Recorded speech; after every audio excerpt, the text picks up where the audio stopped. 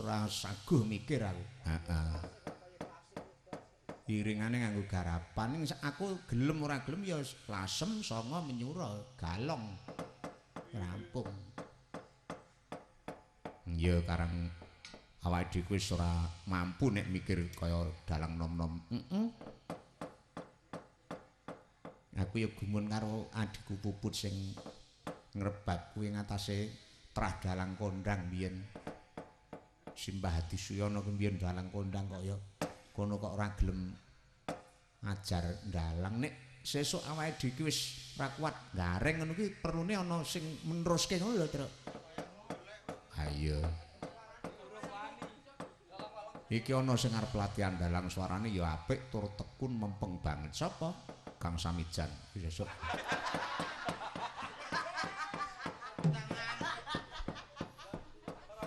Kuwi yo arep dalang wangun ngono.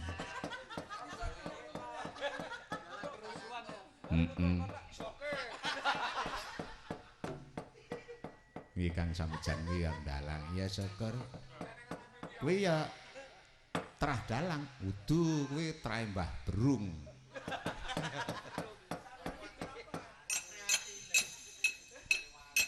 Ayo syukur gelem latihan dalang. Sapa ngrasani nang arep dalang?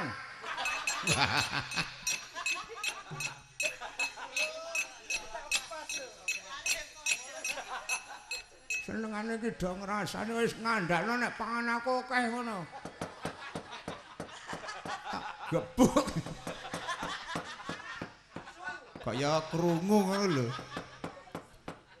Senengane wong-wongane do elek-elek.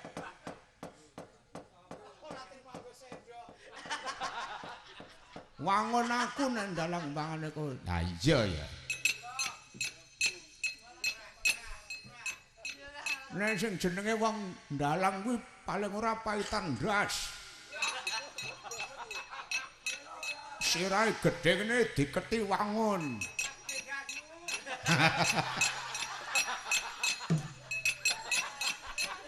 Lah iya.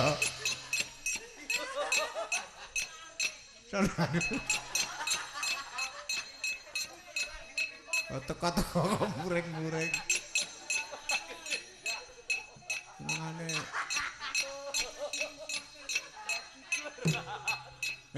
Apa? Ono wedokan. Kuwi aku weruh wedokan. Sinden iki. Nek sinden iki sinden ki lah ya kon uyon-uyon, kon ngiringi dalang. Iki jenenge sinden. Nek ya enak. Lah ya enak. Lah ya enak ya ora. Lah tok pangan po. Kowe sapa to, Kang? Kuwi sapa? Bu Kresna. Bojone Mas Panut. Lah ndi Mas Panut? Aku ngender. Oh iya, Ding. Aku iki karo mantune iki akur. Mas Panut. Mantune lanang ya bagus dilalahi. Gek mongko mertuane wedok ya Bu Kresna ku ya rada degleng. Duwe mantu anyar iki ya lirak-lirik dilalahi. Karang wong Mas Panut ki ya apik to ning karo mantune liwat ning andinge. Apa le? Arep mangan mbokmu.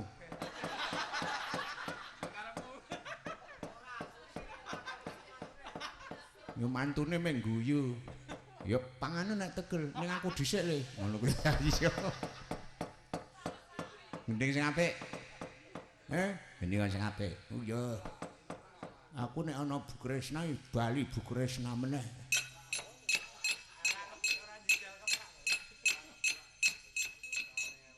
Ha iya. Kowe dadi dalang ngeprak.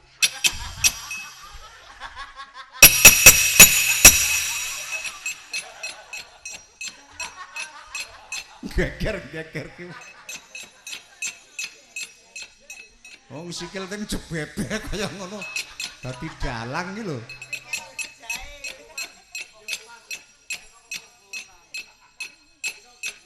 Ning rek aku wis paitan iso gending. Yo. Aku wis iso nyenggake selendang biru. Lho. Aming iso nyenggake selendang biru kok tok pamerke. Dadi dalang ki angel. Sing angel ki le cerita kuwi. Ning aku nek ngomong gampang lunyu iki lambe kuwi. Cerita aja ngeyel kowe. Ha iya. Senengane ora. Sesuk anakku pipit arep tak ajari mayo. Iya iya.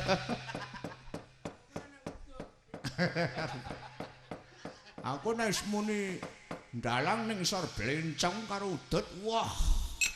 Sian. Wangun kaya ngandel. Yen. Lho. Ampun.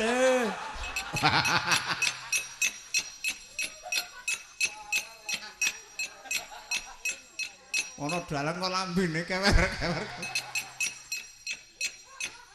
Sing arep ngundang sapa? Sing buta anggere ora larang-larang ya. Diundang wong. Ha iya. Kaya cilik suarane. Ki mau Sredro. Didukke suwilah meneh. Apa ya? Ding ding ding ding. Nong nong nong.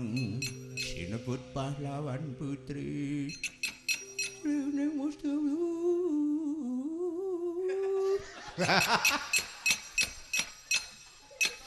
ora iso ki meneng wae, gek pasrah ngono wae ora. Gawane kan Asmarandana. Ora usah ngandani. Ngisi-ngisine kok dianggep aku ora iso. Sing ora percaya karo aku ki wong sing goblok-goblok aku buka direwangi buka ora disambung kendhange pancen ora elek tekane ora mangkel aku. Kene wis ding lu ding ding lu. Hah? Ora ning sing donam. Lah wong sing ngendang aging udut kaya tanganmu. Lah sing ngakon paya kuwi.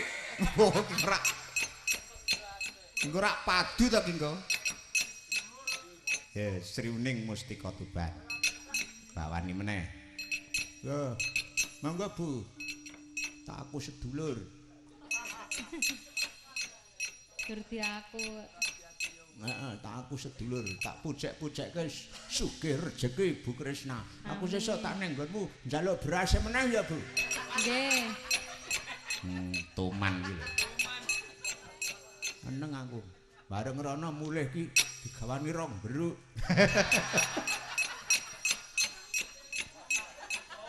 Aja ngisih-isih. Watakku ya tak gawa. Ha iya. Ngomah wis ora deduwen kok malah. Lulusan dasare lulusan matematika. Ha iya.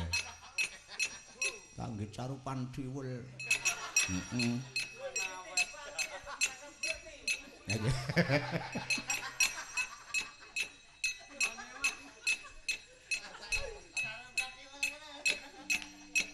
Ayo, meneng.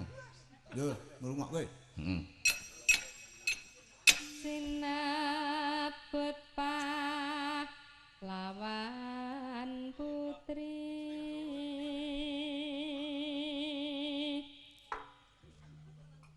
Sriuning Mustika.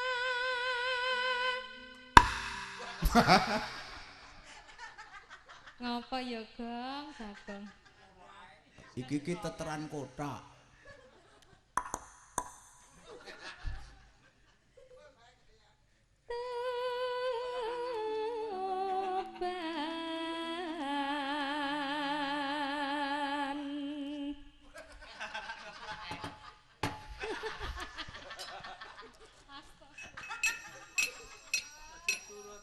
Belajar dalang malah.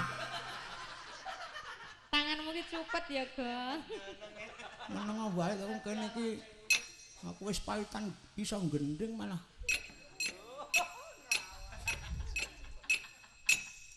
Ngampil keprake nggih, Pak. Sapa-sapa ditembungi.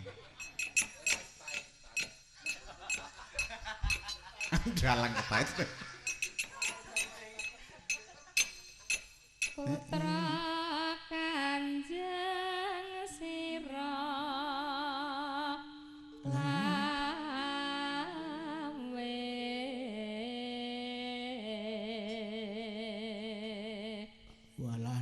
kuwi kelungguang terane. Lah sejane mboten ngurung. Lagi ketemu. Lah iya iki panas-panas. Iki mergo kelu. Ana wong linggu irek gedene semono ora krasa. Lah iki ngenangi jaheku kek.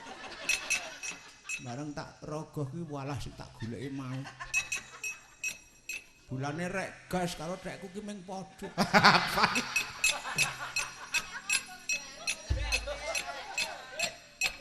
Aku lungguhan kok tak cekel kok padha wae tak endal-endal apa ora krasa. Padamu. Aku malah seneng sing cilik kuwi luwes, jemes. Coba nek sing gampang ora ngenggonggongi. Apane? Ngono. Tak pranggeng bajana.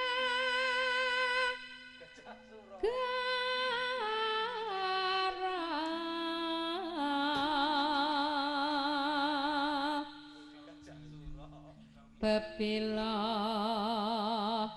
wirat maya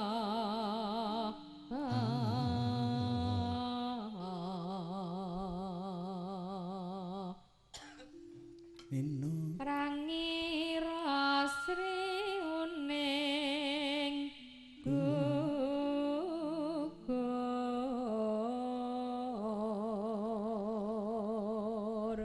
dadi kusumaning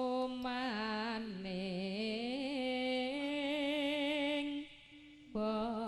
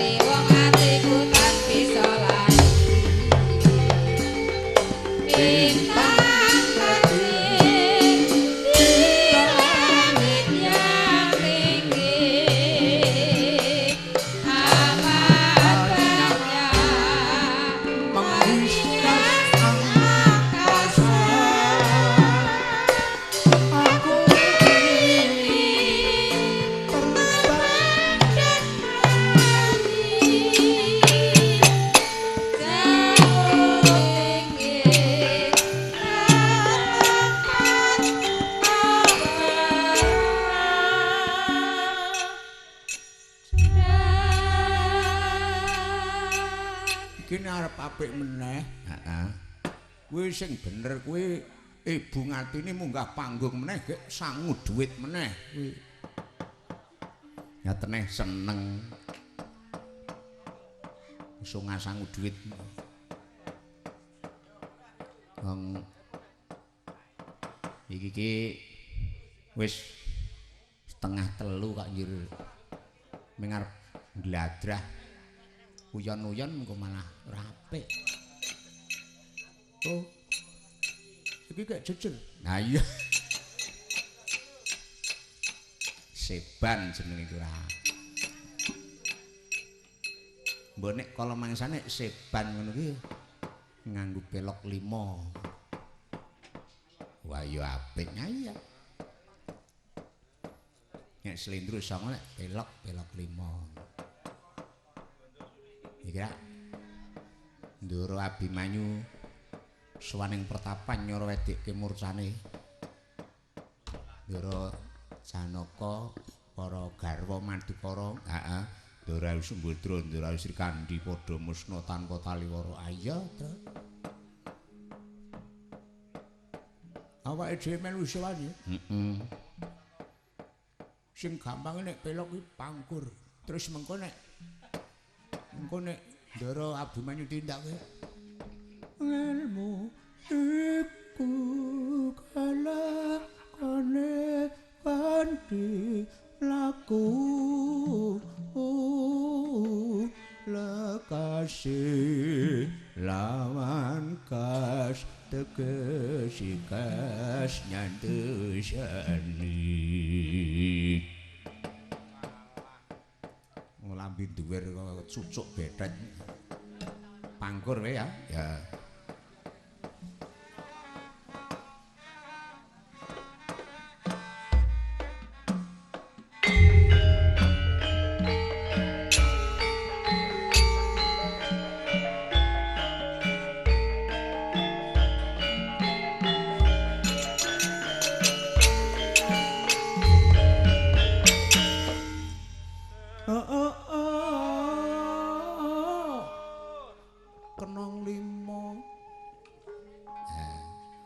Ramune kenonge pluk. Iki disindeni meneh. Heeh, nganggo rujak-rujakan.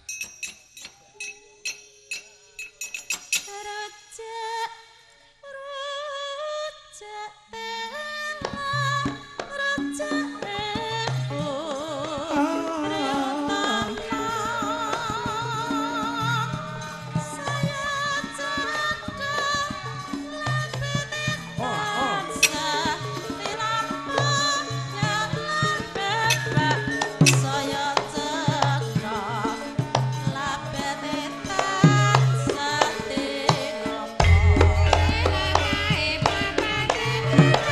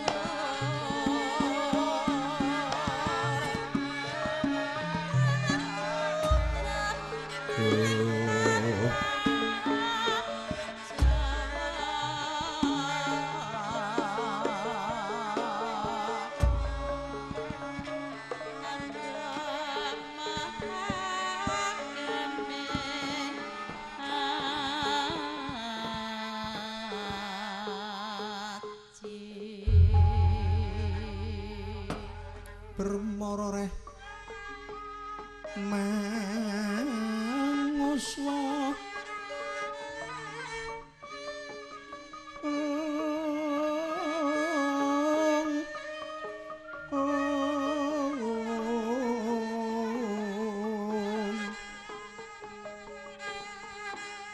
amung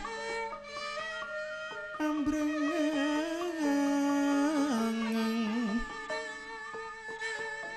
kati karuraning kaso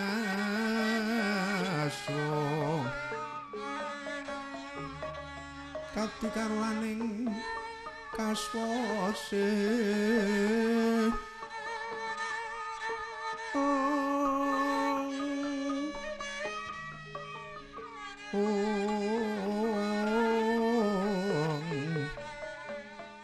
leng-leng lalu angulati surya rumangsang wayah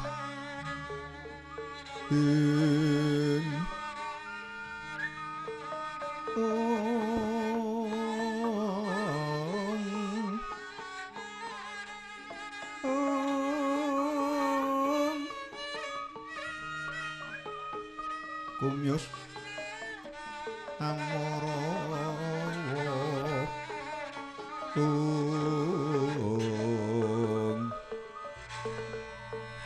kumyus amara yanto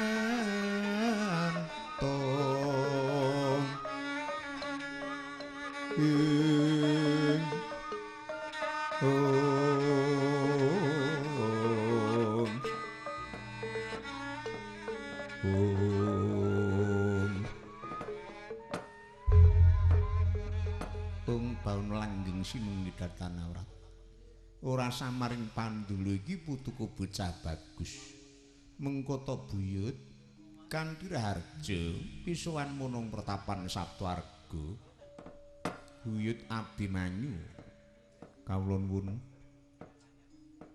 kula tampi mawitangan kekalih sabdanipun Kanjeng Hyang rumentah dhateng ingkang wayah ing Tanjung Anom kula nampi pangestunipun Kanjeng Hyang sekelangkung widodo pisuwanipun wayah nyaosaken suming pabekti yang ya wis tak trima putuku nggih bocah bagus ngaturake sungkem marang pun yang pudya pangestuti tampanana kula Abimanyu kula nuwun kapundi wonten mestaka mugi dadosa jimat caya nur cahya teguhan kayuanan prayoga manggon sira ngadhep ana pertapan Saptawarga kene ya nggih kula nuwun ngestakaken dawuh eyang Kakang Semar manggih raharja Kakang nderekke putuku buyut Abimanyu nggih pangestunipun yanipun Sang Tapa Begawan Kramayasa kados mboten manggih sambi kala kejawi saking menika karana kula niku namung tiyang alit mboten wonten namunipun penemban kula nyaosaken sungkem mugi konjuka wonten sanipun Sang Tapa Begawan Krama Sanun Krama nggih wong tuwa wis lekas gableh yen Kakang Semar ngaturake sungkem aku ora wani nampa amarga aku wedi yen kena tulak sare neng kosok baline biyen kuwi sing ngomong aku Kakang Semar malah sembahku tanpa nono Kakang nggih kula tampi dawah sami-sami nek mung disembah ora wurung nek ora diwenehi bintang buana ya ora wujud nala garing padha raharja Kawula nuwun nampi pangestunipun sangadya penembahan Begawan Abiyasa kados mboten manggih sambi kula pisowan kula wonten sanipun Sang Tapa Begawan Abiyasa. Awis saking menika kepareng kula nyaosaken sumeng mabur mugi kula wonten sandhaping padha mawon tuan. No. Duer. Mbok sing cetha ning matur. Ya nala garing tak trima. Pangestuku tampan ana. Kalonen. Dun. Kula tampi. Walah entek-entekane ning seklimah. Petruk padha raharja. Nggih, pangestunipun penembahan kados manggi widodara. Jawi saking menika kepan kula nyaosaken sungkem mugi kunjuk wonten sandhaping pepodo penembahan. Iya tak trima Petruk pangestuti tampan ana. Don, kula pundi wonten mestaka mugi dados jimat. Don. Ora sah gladrah matur. Bagong padha Basuki. Nun. Pangestunipun sangadya penembahan kados wilujeng sowan kula kepareng kula nyaosaken suming pabekti penembahan. Nun. Iya tak trima. Pangestuku tampan ana. Nun. Balik iki. Cantrik. Nun. Ngaturna sungkem marang putuku Abimanyu. Iya sendika, Raden. Kula nyaosaken sumeming pabekti Raden Abimanyu. Iya tak trima Cantrik. Kowe ngaturke sungkem marang aku. Rama Semar, kula nyaosaken sungkem Rama. Iya tak trima ngadiren gene kowe. Sungkem karo aku. Nggih.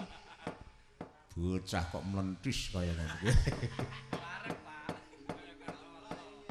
Kula nyaosaken pambagya raja mensanipun Kang Gareng. Slamet, Dik. Kowe do slamet. Nggih.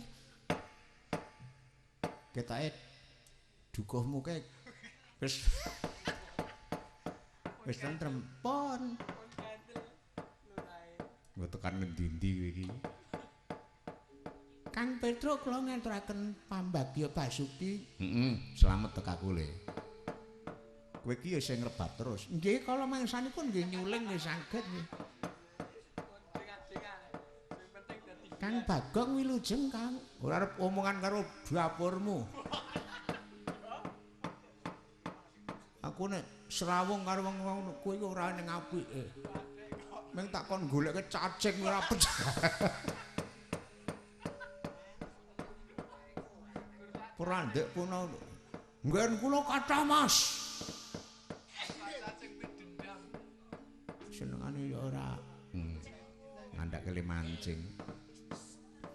Kejaba sanga iku kulup Abimanyu sajak semungko pengawak bojro ndamar sasi katitik larut cahyamu ana wigati apa putuku Abimanyu kawistara sajak sungka wing pamikir matur nggih sakderengipun ingkang wayah munjuk atur sekathahing kalpatan nyuwun pangapunten ya ora dadi apa iyang estunipun ingkang putra ingkang wayah rumaos dipun tilar tiyang sepuh murca tanpa taliwara kados dene benyanipun Rama Janaka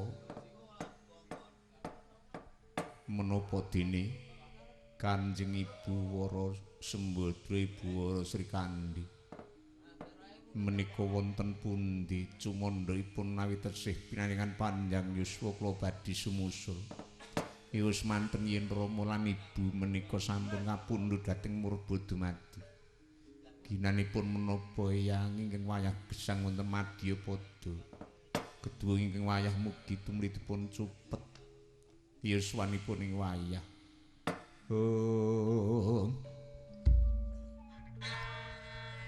Pandita Karya Wangsit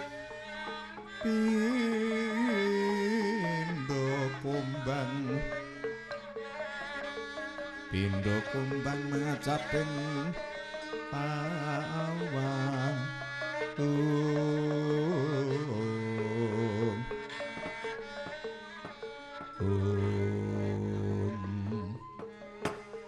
putuku nggih bocah bagus. Putuku Abimanyu kuwi satriya. Wis kondang luhur bebudene. Nanging tak jaluk putuku ora kena cengeng. Ora kena ringkih pikirmu. Dersak nyatane sakabeh menungsa urip ana Madyapada iki mung saderma nindakake dawuhing Gusti ya nggih. Yen putuku njaluk wawasan marang wong Atwasira saka pangrasanipun Hyang ramamu lan ibumu iku kabeh isih pinangan panjang umur, isih pinangan keselamatan. Nah, seranane kowe bisa ketemu marang wong tuamu, kowe kudu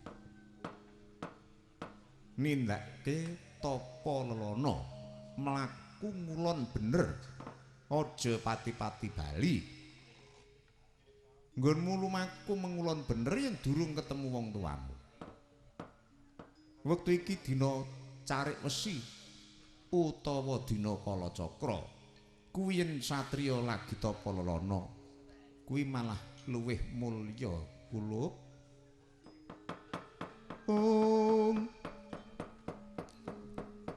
Mulat marang Sang Bagus.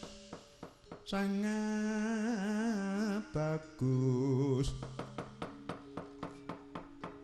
Kasepanting kaing mungsuh. Kasepanting kaing mungsuh padha kadang ing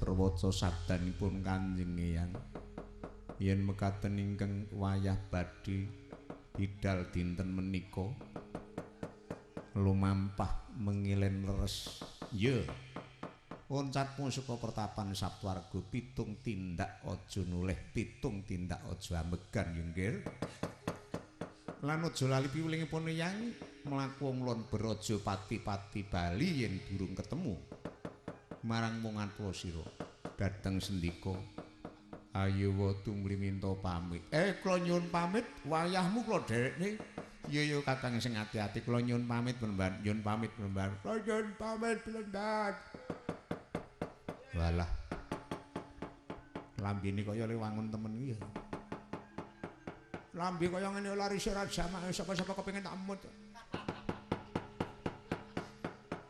punakaman aja nganti kesuwen tumuli putuku enggal dherekmu.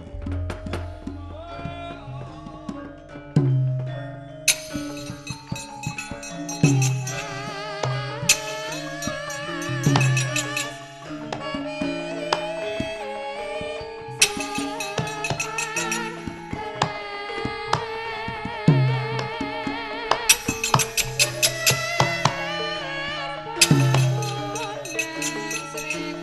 Krishna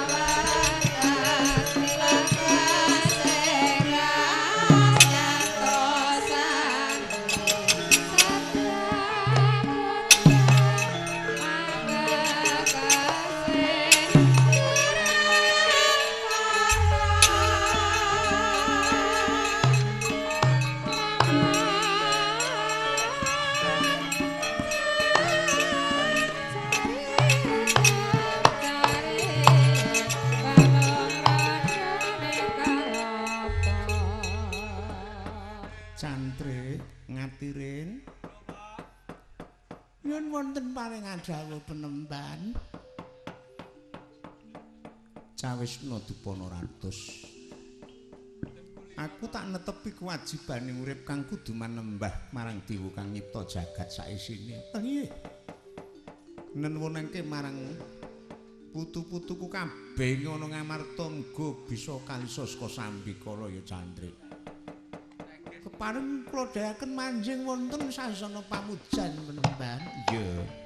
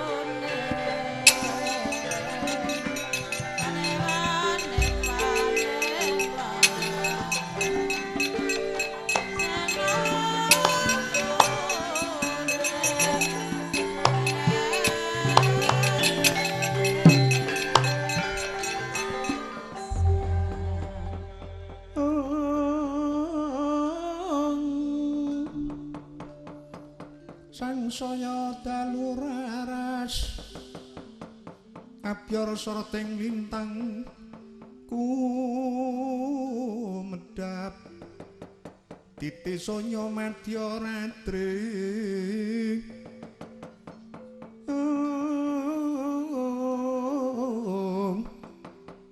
lumrang gandaning puspita sang Twijawara mrengeng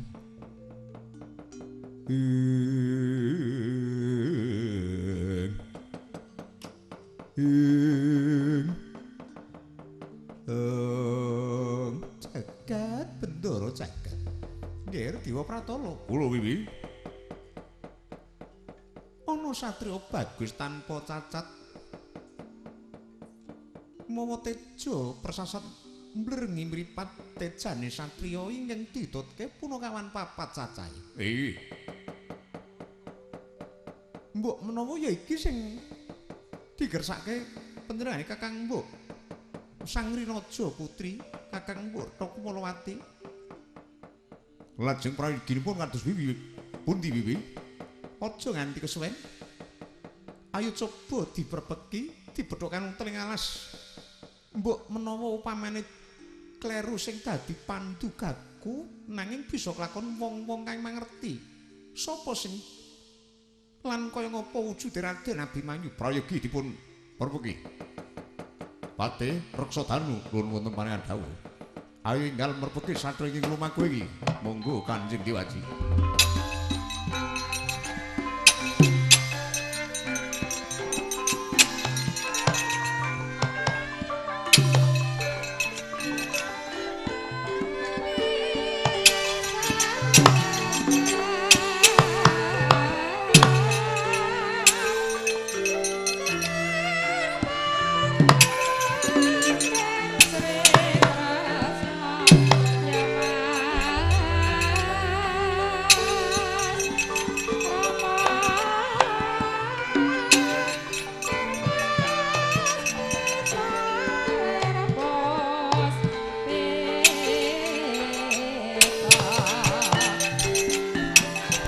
Dhisik satriya.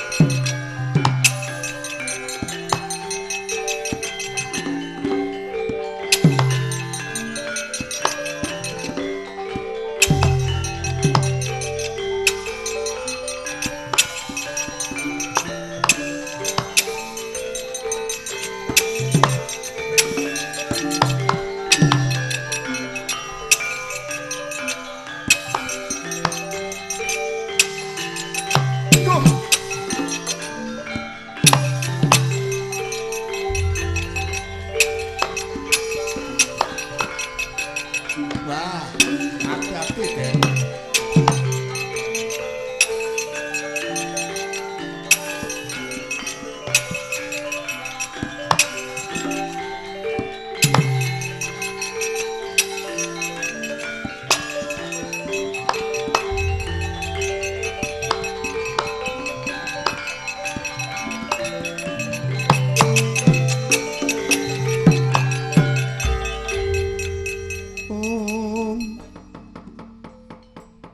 Panutya utama ngambar arum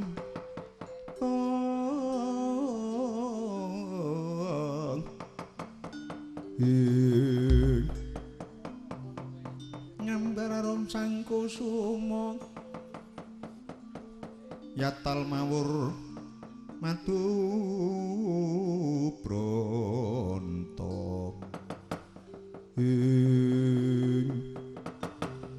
jagat bendoro jagat ing antase satriyan tanpa cacat jebulane sing ngetutke wong papat elek kabeh. Ana wong wedok nggawa rombongan lanang-lanang.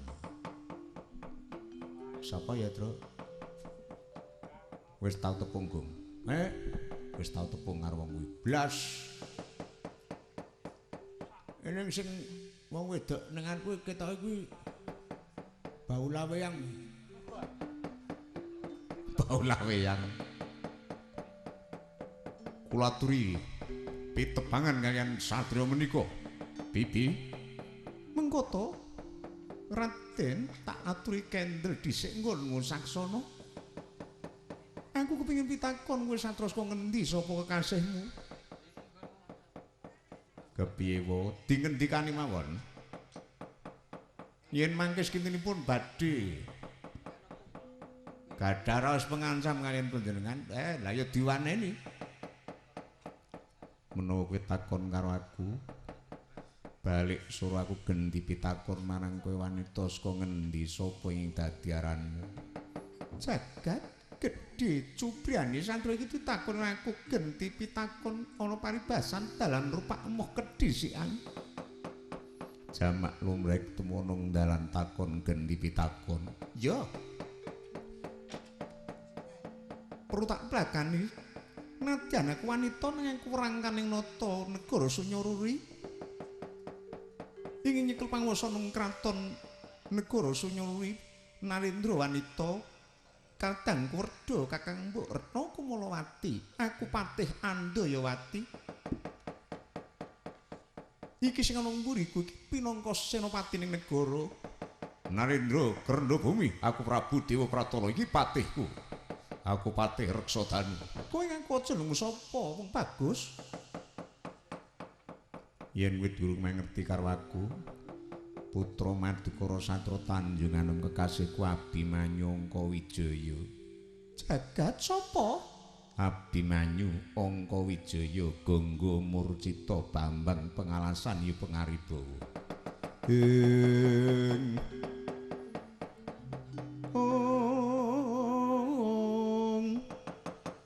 Tandang tikel kadalarung yekata sang Pinarwasa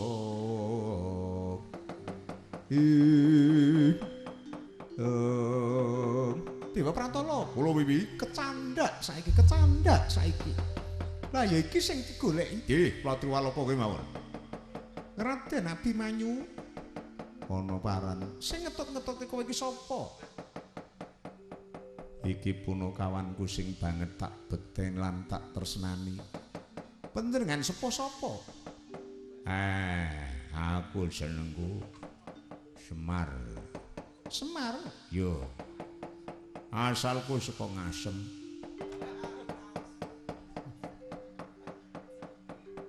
Mbok yo ngaku saka Kabulutan ngono kok saka Ngasem. Lah gawe sapa sing cendhek wis sapa? Sing cendhek jenengmu sapa? Gareng. Yo ngalah. Wong wedok ki nek bawel ngono kuwi marai gregetake kok. Aku ki duwe tepungan kenalan wong bawel kaya ngene, Truk. Heeh, direbut wong. Wah iya. Kalah saing kowe ya. Kalah bondo aku. Kalah saing. Lah ga sing dhuwur sapa? Sing dhuwur sapa? Petruk Kantung Bolong aku adine Kang Gareng iki. Sing nang mburi jenengmu sapa? Kang lambe kok kewer-kewer. Lamben pisan kok. Ora ngerti nek aku ki dukuh. Waduh. Dukuh. Anggepmu apa? Kowe sapa? Aku Patih Andayawati. Lalah, Bro. Bro kepiye to? Jenengku Bagong. Bagong sembodo kawujud muling blengah-blengah. Kok pangan sisan kok. Abimanyu ana paran kebeneran banget iki negara Sunyaruri mbutuhke satra sing luhur budene kaya jeneng sira manut Abimanyu tak boyong ora-orane bakal sangsara ingkang dadi sliramu mesti bakal mukti wibawa kowe bakal dipuktekake marang Kanjeng Sinuwun maton kowe manut miturut ora perlu bangga swarga ginawe ayu bejo kowe aku lila mati kosok baline yen bejo aku kelakon ana wanita tak ajarno papan kene lah bener ngapusi niku kon teko ning negara Sunyaruri kok arep dimuktekke apa jagat malah nantang Patih yen ora gelem digawe apik prayoga Ruda Pariksa manut ora manut Ruda Pariksa Abimanyu maju tak kembari kasudikan mata titik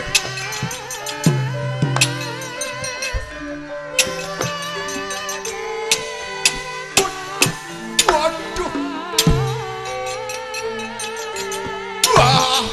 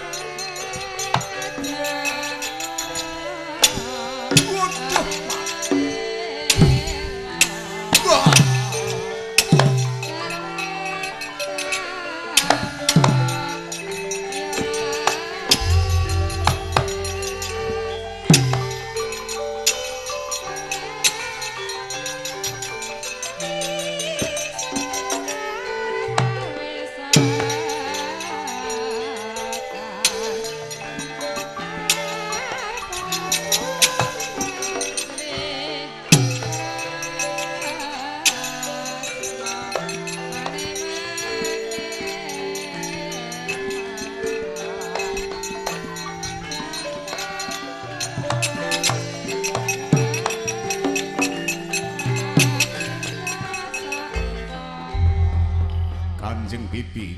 Apa Dewa Pratala? Kula ngertos Patirsa Danu tandhingan Nabi Manyu terang yen mboten badhe saged timbang menapa malih badhe nyepeng Abimanyu.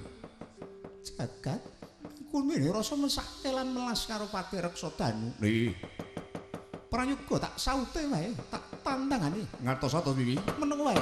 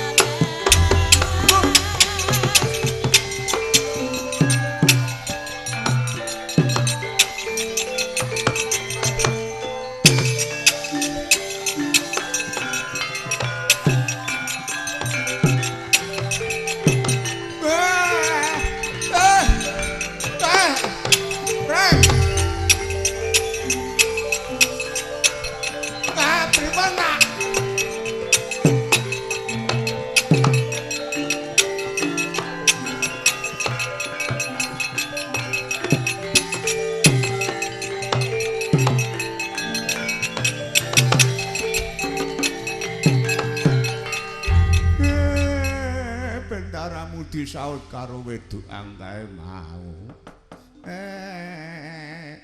Wanita ngono kok wedokan. Njuk pripun, Pak? Digawa menyang embul. Kapok kowe. Men aja ngantuk ki ngombe-ngombe, Pak. Sekarang mangsa kok tak delale liat-liut. Gajege kowe kena nang pasar nek pas ada lombok kae tegis ta, Pak? Aku ki sok rumangsamu ada lombok tur tengah pasar napa? Saiki ngono ayo do golek Pintasrayan. Ayo le nyambat sapa sing gelem bantu ngrebut bendaramu. Ngerak nyambat sapa? Wong kowe nek disambat ora tau gelem nyang. Bocah gethik wangsulan. Lajeng temuti, Pak. Golek wong sing saguh nulungi bendaramu. Digawa mlayu nyang kraton negara Sanyaruri. Negara Sanyaruri iki gek ngendi? Cilaka iki. Yen ngaten pados Pintasrayan, Pak. Nggih, Pak, prayogi, Pak. Ayo, Le.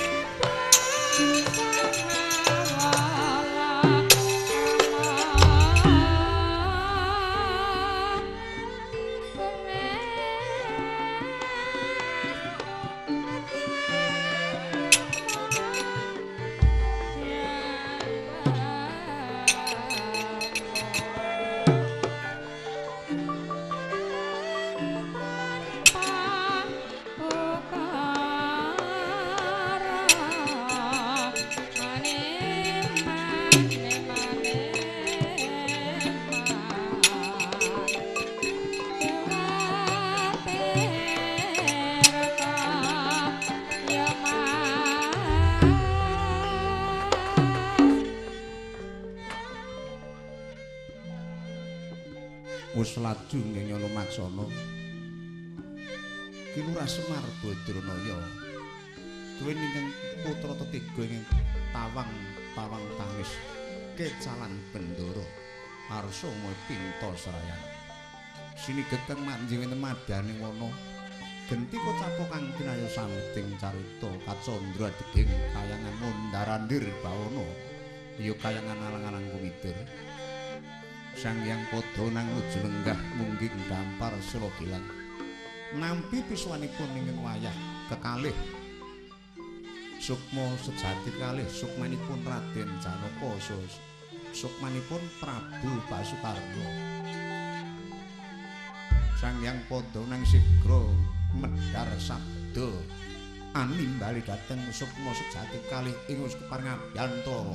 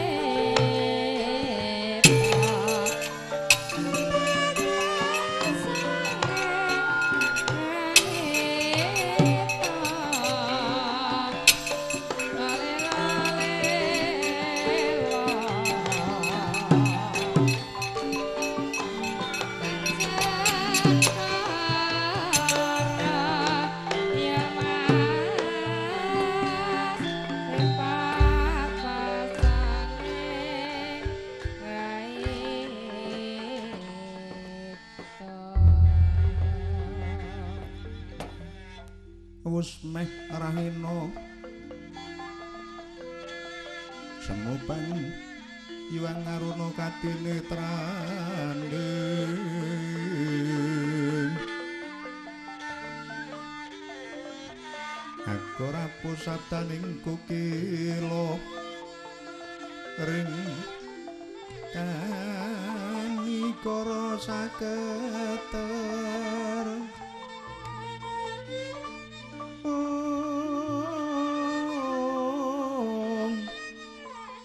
kini tunganing kum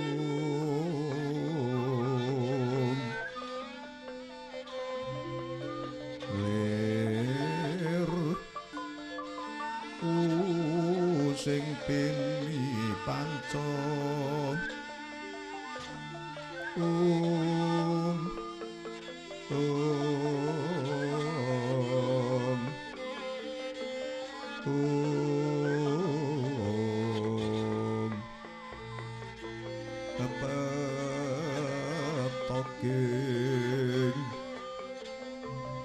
kepetoking ayam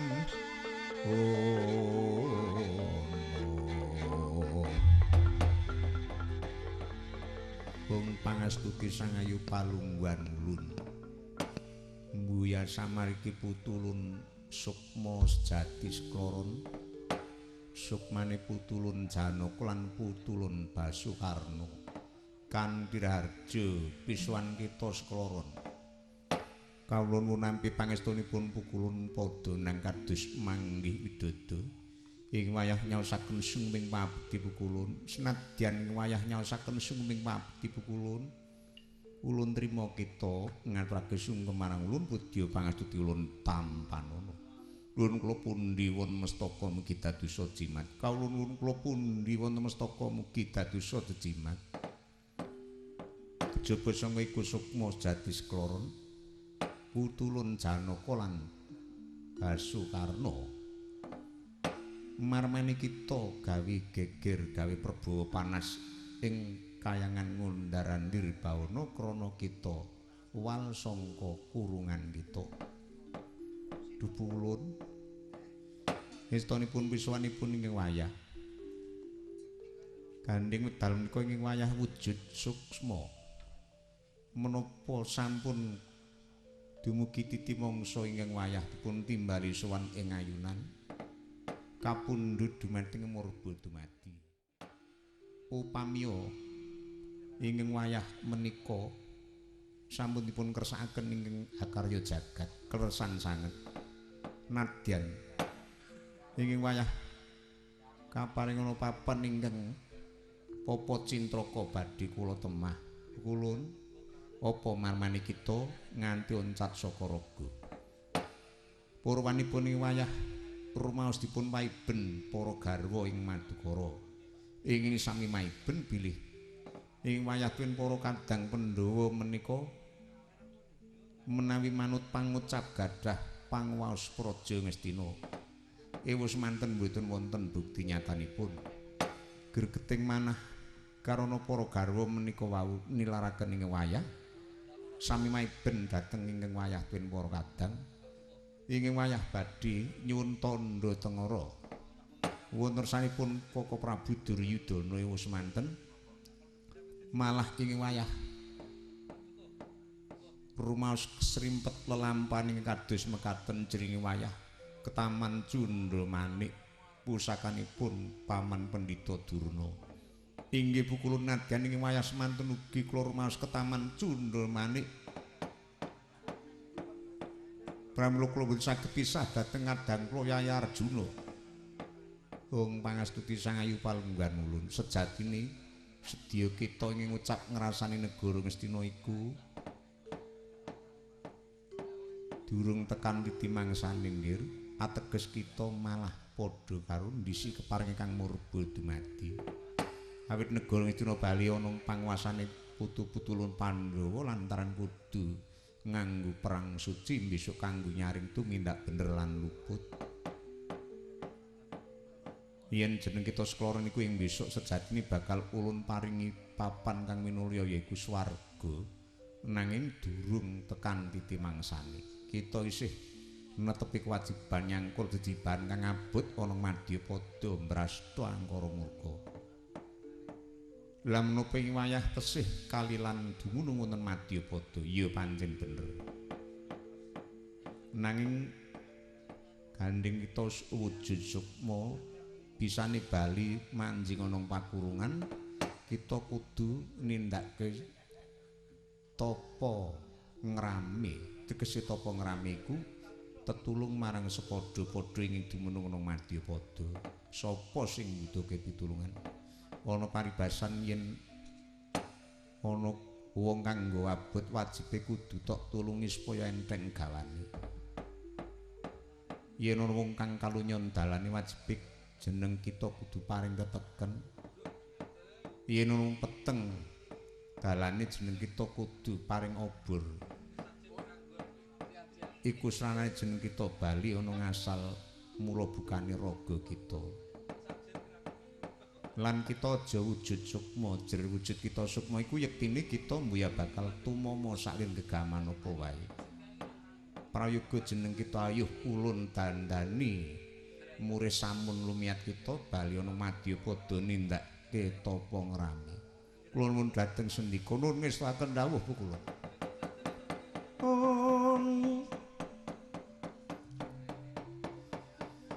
dewa nuntuna wong perang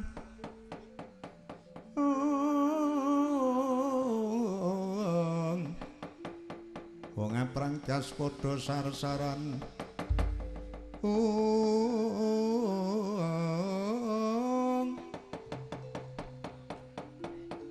anduling madya pada amandangi jagat raya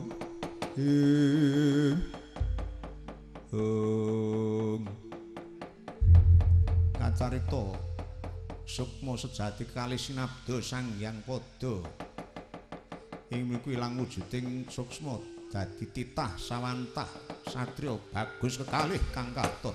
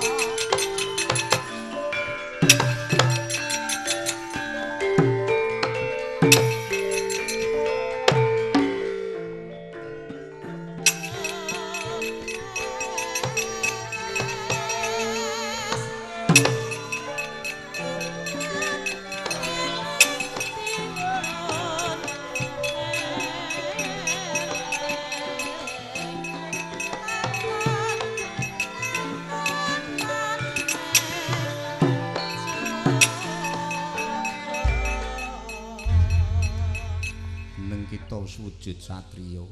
Kawula nuwun inggih. Kita ulun ganti jeneng aja ngaku jeneng Janaka lan Basukarna. Nanging Arjuna ulun ganti jeneng Sukma Sekti. Minging wayah kaparingan nami Sukma Sekti. Iya. Banjur Basukarna ulun paringi tetenger Sukma Lelana. Wis kita nindakna tapa ngrame tetulung marang sepadan kita ingin mbutuhke pitulung kanthi cara kang kaya mengkono. Kita bakal pinter mbrasta saking jajalanat kang bakal ngombro-ombro pakarti nang para murka Madyapada. Paring wayah nyuwun pamit medhak dhateng Madyapada. Ing wayah nyuwun pamit kulun. Ya. Ulun paring pamuji saka kayangan Bendaran Giri Pawon.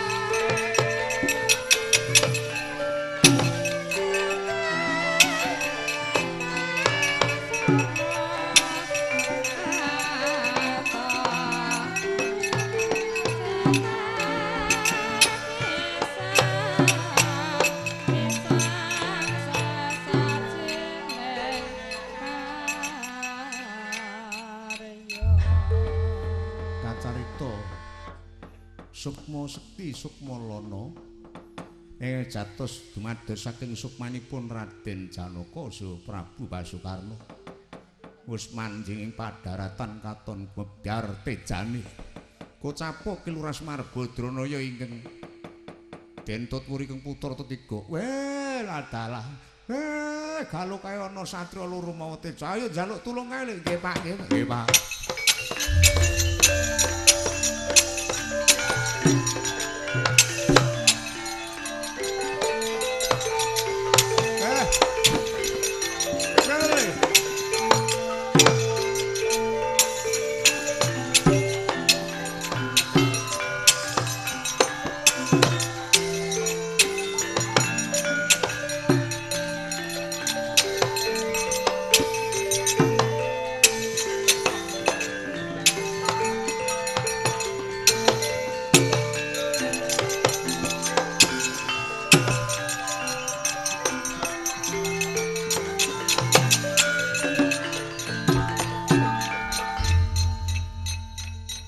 Semayar kandes ubah baca dodo kulun cae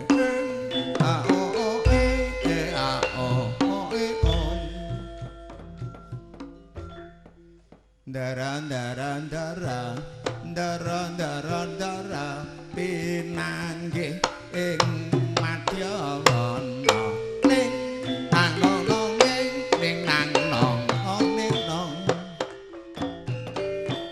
ning nang nong ning nong ning nang nong nung ning nung medune sing angel ning nang nong kuwi sing angel kowe kok malah hafal to kempule nah yo ngono kuwi wis ana satriya bagus panjenengan niku sinten tanpa dongko lan papan bebasan godhong kang kabur kanginan aku lan kadang werda iki jenengku Sukma Sekti aku Sukma Lelana apa kowe ingkang aran Semar Badranaya Mpun prisa kaliyan kula. Ya mbokno pancen bener. Jenengmu Semar Badrani. Leres, nami kula niku Sumar. Kalih kula pun prisa gawe nala garing. Anake Kakang apa Kaki Semar iki. Leres. Cobi. Pangkat kula napa? Gawe RT. Kok pinter ya? Kalih kula nggih pun tepang, pun prisa. Jenengmu Petruk Kanthong Bolong. Wah. Sampeyan pun ngertos nek nami kula Bagong. Ya pancen jenengmu Bagong. Pinter tenan. Nek dasar penyan prisa saderengipun winara. Penyan prisa nek kula niku gadah sambutan. Utangmu akeh banget. Oh. Nek dasar penyan kekalih niku priyayi sing prisa saderengipun winara. Tulung ora saurana utangku. Aku ora nggawa dhuwit. Oh.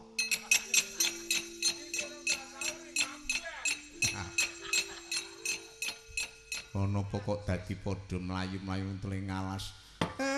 Kula niku kelangan Bendara-ndara Abimanyu niku disaut kalih wong wedok. Kenese mboten jamak. Wong wedok sing nyaut bendaramu naminipun Patih Andayawati. Niku Patih Prabu Kumalawati negari Sanyaruri. Ndara Abimanyu disaut digawa mlayu. Wanita niku branyak tur kenes. Nek dong melek kenes. Nek dong turu blas ora kalap. Wanita ingkang aran Patih Andayawati. Nggih, Patih Andayawati, Patih Kumalawati. Niku sikile mentek-mentek. Panjenengan sami dumunung wonten wana mriki. Gadah kewajiban menapa? Ndara Sukma Sekti Sukma Lana. Aku nindakke tapa ngrami. Yen pancen kowe arep njaluk tulung aku lan adikku, karepmu kepiye, Semar? Tulung mangrebutke ndara kula. Awit ndara kula niku ajeng dienggo gawe bekakak ten negari Sanyaruri. Semare koten prayitna semurire eka bali jagat dewa Bathara. Karana aku nuju nindakke tapa ngrame ora-orane yen ora tak tulungi. Ayo ngendi digoleki Praja Sanyaruri. Mengko tak rebute bendaramu sing kekasih Abimanyu. Weh, matur nuwun, matur nuwun. Gareng Petruk Bagong, bendaramu sekloron sing arep nulungi awake dhewe iki ditudhuke ngendi negara Sanyaruri nggih, Pak. Nggih, Pak. Monggo, Gus.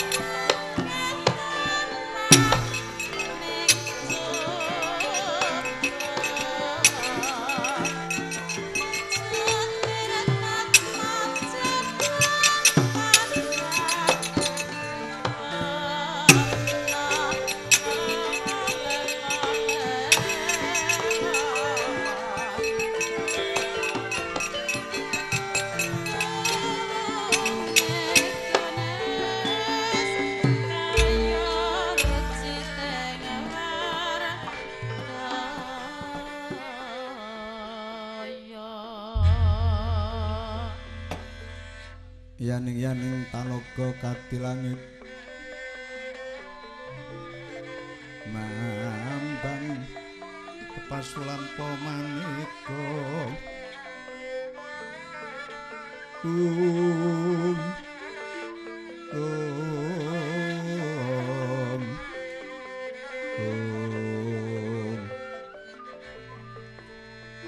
lintang turwa kusumayana sumawur lumbang katikang jolodo jagat bendoro jagat ora pangling Yayi Patih Handayawati ing sowan wis nggawa satra bagus tanpa cacat. Kula nuwun inggih Kakang Mbok menika manut penganggenipun kekasih Raden Abimanyu Kayijaya lan kula sampun manut aturipun Punakawan Toga kaliyan Bilu pilih inggih satra menika ing kapanjalman wahyu. Apa bener kekasihmu Abimanyu bocah bagus? Kula nuwun inggih paduka sinten Narendra Sanyaruri jejuluk Prabu Retna Kumalawati. Kula mboten saged pisah kaliyan Punakawan. Abimanyu kowe tak timbali supaya dadi tumbaling praja. Nanging ora nedya bakal sangsara uripmu yen manjen kowe sumadya gelem lenggah sawetara ana praja Sanyaruri kene malah ing pengangkah kowe tak aku pinangka yugaku lan kowe tak bakal tak wisuda pinangka Pangeran Pati calon gendene keprabon kowe besok akhir tembe. Kepiye Abimanyu manut apa ora? Aduh kula mboten saged pisah kaliyan Siwa Semar sak putranipun. Kowe aja wangkal Abimanyu. Bapang sinengkang wali sandang wali kat godhek wok simbar dodok kacarita Raden Abimanyu tinungka serayanipun para perpat Punakawan nenggih Raden Sukma Sekti Sukma Lelana kadhaken Punakawan manjing wonten kraton Sanyaruri. Ratu Sanyaruri kowe ora masrahke Abimanyu tak bedah negaramu. Loro apa sing tok jaluk Ratu Sanyaruri.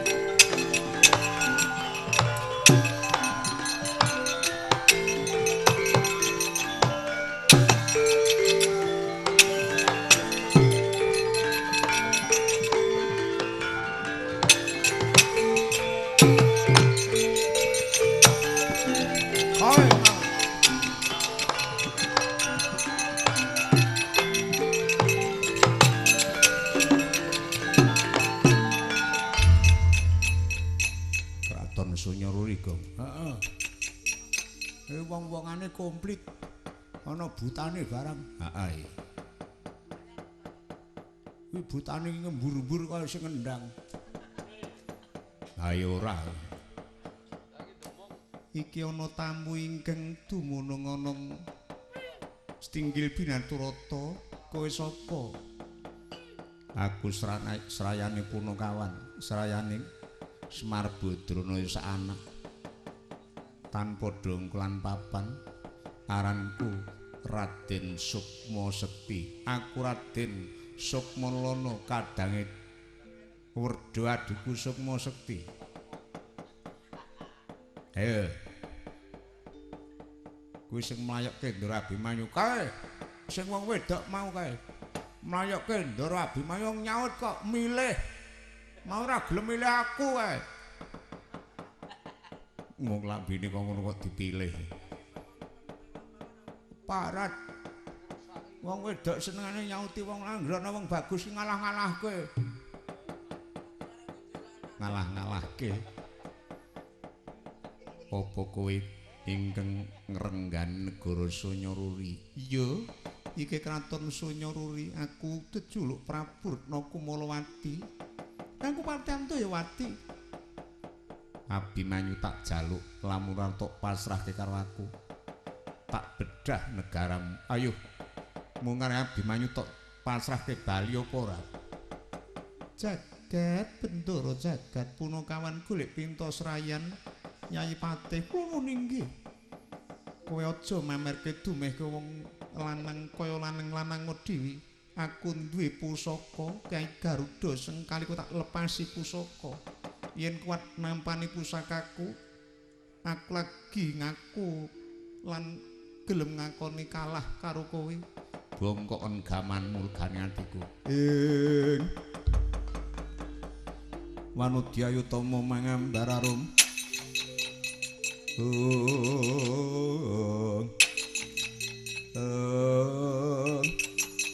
Ngasta pusaka ing negari Sanyaruri.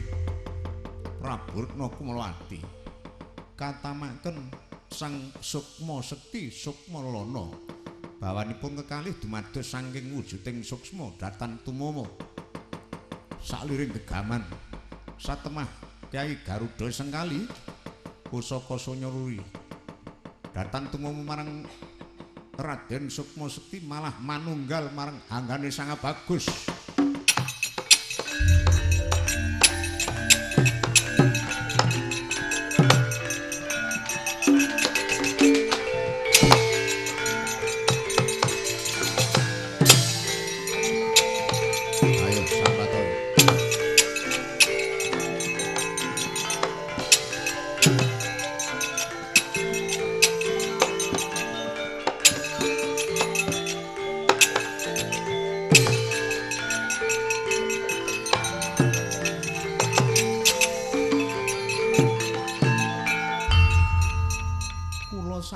Sampun ngakeni kawon kula pasrah negari Sanyaruri saisinipun kula semanggaken Raden. Kula pasrah jiwa raga Raden. Kakang apa di kula wanita sekloron wis pasrah jiwa raga. Kowe milya wis pekeng dhewe. Aku usul aku wis mangsa burung aku ora duweni niat karo wong wedok. Yen ngono malah kebeneran Kakang. Wanita loro iki tak peke sisan. Lah iya ya. Nyata kowe wis pasrah negara saisine klebu masrahke Abimanyu dadi panguwasaku. Nek dasar kowe wis pasrah jiwa raga kabeh sak wadya balang manungkul karo aku. Kula nuwun inggih. Aku tak kongkon kowe mlebu ana kraton Ngastina. Kepecaramu amrih Pendhita Durna bisa masrahke pusaka ing aran Cundamanik. Neng tanpa kowe ora iso gawe luluhe Pendhita Durna. Aja nganggep lan ora bakal tak paringi pangapura kepara malah tak sampurnake sisan. Jagat Bendara jagat yen ngaten kula saged kula mangke badhe damel rekadaya inggih amrih Pendhita Durna kepencot kaliyan kula. Tak enteni jabaning kraton Ngastina enggal mangkata wadya bala kabeh grekake manjing ana kukuban Goro Ngastina. Dateng sendika ayo diajeng. Monggo Kang.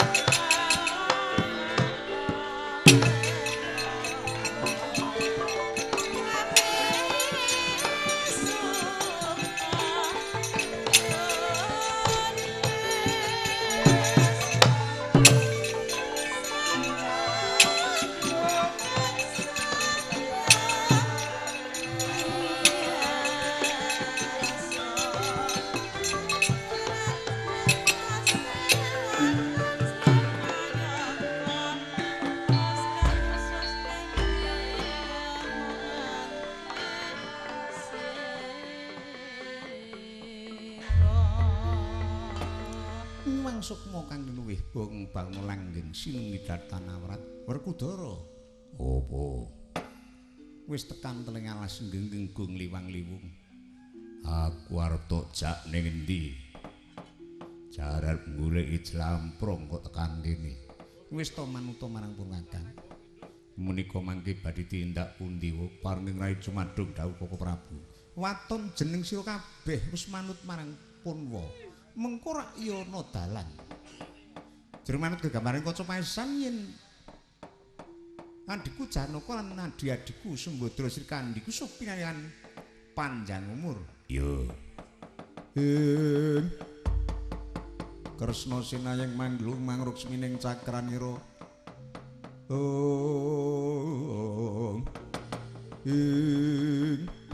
Kocapa ingkang pelajar wonten madyaning wana nata mandura Prabu Bala. Ah iki Nyai Kresna.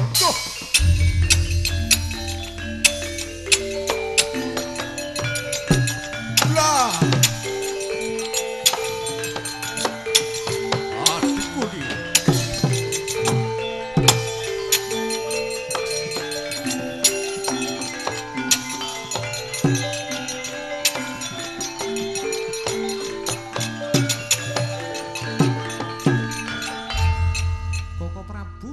Mlajar. Aku ki bareng wis tuwa kuwi